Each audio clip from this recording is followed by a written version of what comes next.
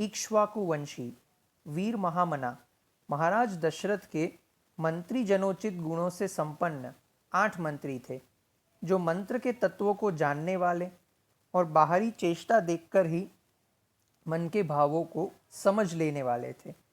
वे सदा ही राजा के प्रिय एवं हित में लगे रहते थे, इसलिए उनका यश बहुत फैला हुआ था।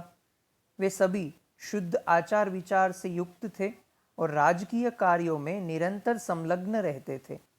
उनके नाम इस प्रकार थे: दृष्टि, जयंत, विजय, सुराष्ट्र, राष्ट्रवर्धन, अकोप, धर्मपाल और 8वें सुमंत्र, जो अर्थशास्त्र के ज्ञाता थे।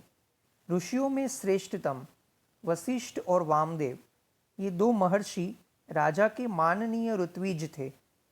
इनके सिवा सुयज्ञ, जाबाली, काश्यप, गौतम, दीर्घायु मार्कंडेय और विप्रवर कात्यायन भी महाराज के मंत्री थे।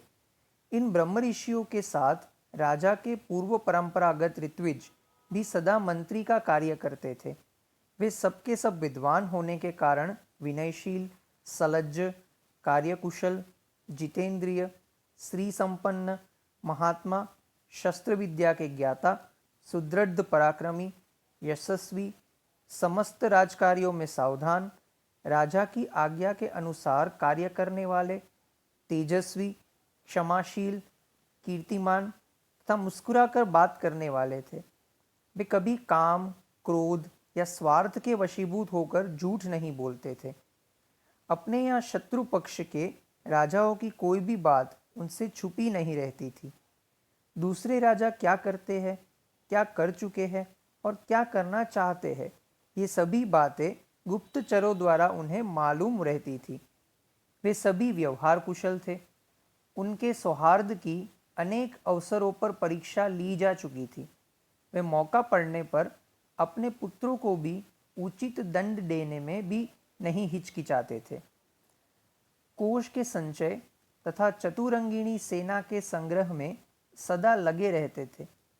शत्रु ने भी यदि अपराध न किया हो तो वे उसकी हिंसा नहीं करते थे। उन सब में सदा शौर्य एवं उत्साह भरा रहता था। वे राजनीति के अनुसार कार्य करते थे तथा अपने राज्य के भीतर रहने वाले सत्पुरुषों की सदा रक्षा करते थे। ब्राह्मणों और क्षत्रियों को कष्ट न पहुंचाकर न्यायोचित धन से राजा का खजाना भरते थे। वे अपराधी पुरुष के बलाबल को देखकर उसके प्रति तीक्ष्ण अथवा मृदु दंड का प्रयोग करते थे। उन सबके भाव शुद्ध और विचार एक थे। उनकी जानकारी में अयोध्यापुरी अथवा कौशल राज्य के भीतर कहीं एक भी मनुष्य ऐसा नहीं था जो मिथ्यावादी, दुष्ट और परस्त्री लंपट हो। संपूर्ण राष्ट्र और नगर में पूर्ण शांति छाई रहती थी। उन मंत्रियों के वस्त्र और वेश स्वच्छ एवं सुंदर होते थे। वे उत्तम व्रत का पालन करने वाले तथा राजा के हितैषी थे। नीति रूपी नेत्रों से देखते हुए सदा सजग रहते थे। अपने गुणों के कारण वे सभी मंत्री गुरुतुल्य समादरणीय राजा के अनुग्रह पात्र थे। अपने पराक्रमों के कारण उनकी सर्वत्र ख्याति थी। विदेशों में भी सब लोग उन्हें जानते थे। वे सभी बातों में बुद्धि द्वारा भली भांति विचार करके किसी निश्चय पर पहुंचते थे। समस्त देशों और कालों में वे गुणवान ही सिद्ध होते थे। संधि और विग्रह के उपयोग और अवसर का उन्हें अच्छी तरह ज्ञान था। वे स्वभाव से ही संपत्तिशाली थे। उनमें राजकीय मंत्रणा को गुप्त रखने की पूर्ण शक्ति थी। वे सूक्ष्म विषय का विचार करने में कुशल थे। नीति शास्त्र में उनकी विशेष जानकारी थी तथा वे सदा ही प्रिय लगने वाली बात बोलते थे। ऐसे गुणवान मंत्रियों के साथ रहकर निष्पाप राजा दशरथ भूमंडल का शासन करते थे।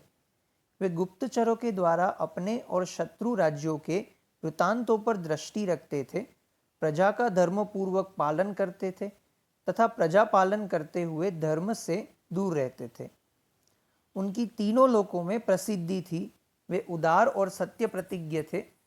पुरुष सिंह राजा दशरथ अयोध्या में ही रहकर इस पृथ्वी का शासन करते थे। उन्हें कभी अपने से बड़ा अथवा अपने समान भी कोई शत्रु नहीं मिला। उनके मित्रों की संख्या बहुत थी। सभी सामंत उनके चरणों में मस्तक झुकाते थे। उनके प्रताप से राज्य के सारे कंटक नष्ट हो गए थे। जिसे देवराज इंद्र स्वर्ग में रहकर तीनों लोकों का पालन करते थे, उसी प्रकार राजा दशरथ अयोध्या में रहकर संपूर्ण जगत का शासन करते थे। उनके मंत्री मंत्रणा को गुप्त रखने तथा राज्य के हित साधन में संलग्न रहते थे। वे राजा के प्रति अनुरक्त, कार्यकुशल और शक्तिशाली थे। जैसे सूर्य अपनी तेजोमयी किरणों के साथ उदित होकर प्रकाशित होते हैं, उसी प्रकार राजा दशरथ उन तेजस्वी मंत्रियों से घिरे रहकर बड़ी शोभा पाते थे।